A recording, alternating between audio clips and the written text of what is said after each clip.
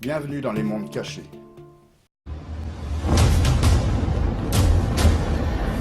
Audio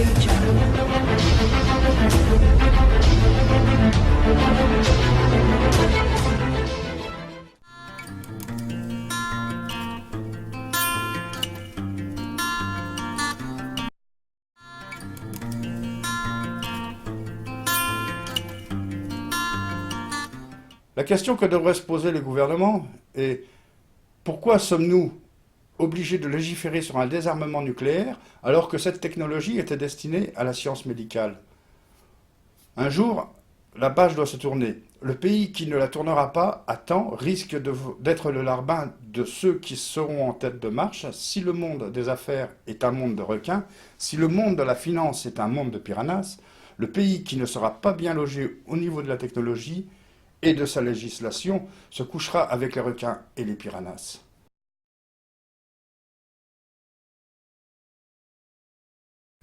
Il sera nécessaire de pouvoir identifier un robot de forme quelconque, afin qu'une victime puisse obtenir une indemnisation pour un préjudice ou que le robot en infraction puisse être identifié comme étant l'auteur d'un acte ayant causé un dommage moral ou physique. Pour les robots professionnels ou privés, y compris les androïdes, s'ils sont amenés à traiter de la data, devront être en conformité selon la 679/2016 et au mieux être attachés à une blockchain. Les assureurs devront justifier de la conformité de la mise en circulation de ces robots avant de contracter une couverture. Les entreprises ont des droits moraux, elles ne sont pas de conception physique et c'est ce qui va les différencier du robot issu des laboratoires de mécatronique. Si nous accordons des devoirs aux robots, il est logique de leur accorder des droits. Se pose alors la question à long terme, sur laquelle il faudra se pencher suffisamment tôt, à quand l'égalité humain-robot? Je vous imagine déjà vous trémoussant sur vos fauteuils, l'adrénaline active et le sang ne faisant qu'un tour. Je sais, en 2019, nous ne sommes pas foutus de reconnaître l'égalité entre les femmes et les hommes, et je vous parle d'égalité entre les humains et les robots. Dans une précédente vidéo, je vous partageais ma pensée sur le paradoxe humain. En voici un autre exemple. Le robot a de fortes probabilités d'être reconnu l'égal de l'humain avant la reconnaissance de la supériorité de la femme sur l'homme.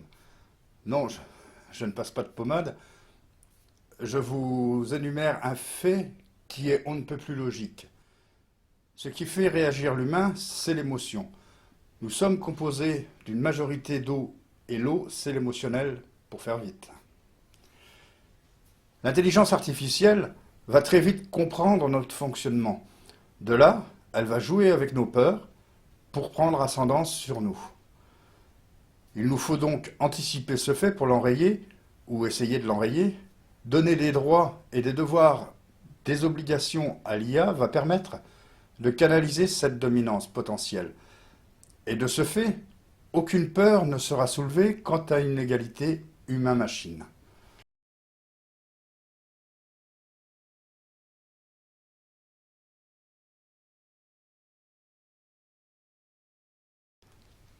Vous allez me dire, surtout vous mesdames, il suffit de procéder de la même manière que l'IA pour obtenir cette égalité.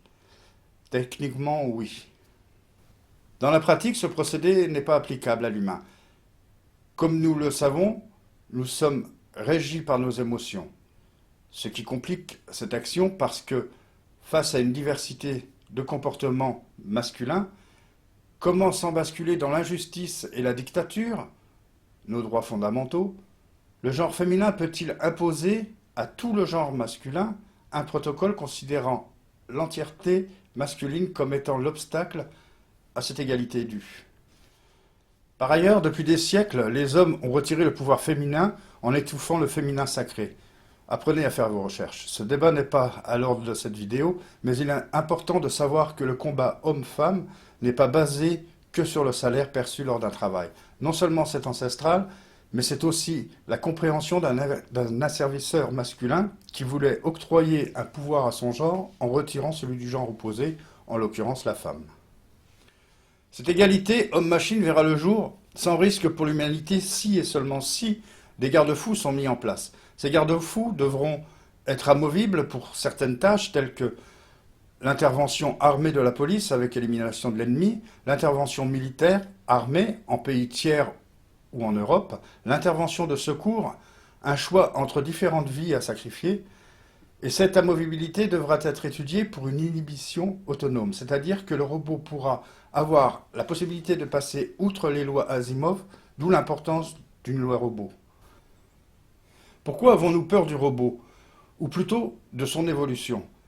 Comme l'a expliqué le docteur Alexandre, les civilisations passées ont émergé en faisant disparaître la précédente. Dans l'histoire de notre civilisation, nous arrivons à un point que l'humain n'a jamais vécu de son vivant.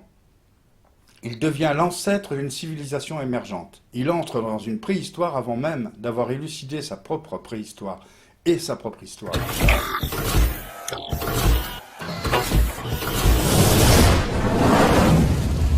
Bien qu'il en soit le créateur, l'Homo sapiens fait des cauchemars d'anticipation. Et pour cause, c'est la première fois qu'une civilisation humaine, depuis l'Homo erectus, se confronte avec celle qui va la supplanter.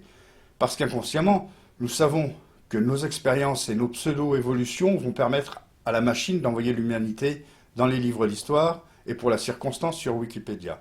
Je le répète, ce ne sont que nos émotions qui nous animent. De ce fait, notre instinct de conservation et notre intuition s'entremêlent et nous amènent à nous tromper car nous ne maîtrisons pas nos émotions et laissons un amalgame erroné prendre forme et servir de fondement. Par exemple, qu'est-ce qui nous dit que l'IA nous dominera ? Ne serait-ce pas une projection de nos peurs? Nous pourrions développer, approfondir cette théorie avec la théorie temporelle, la réincarnation et d'autres paramètres pouvant interagir ou pas selon les visions de vie des personnes. Vous comprendrez qu'il faudra faire du cas par cas tellement cela sera long sur une seule vidéo.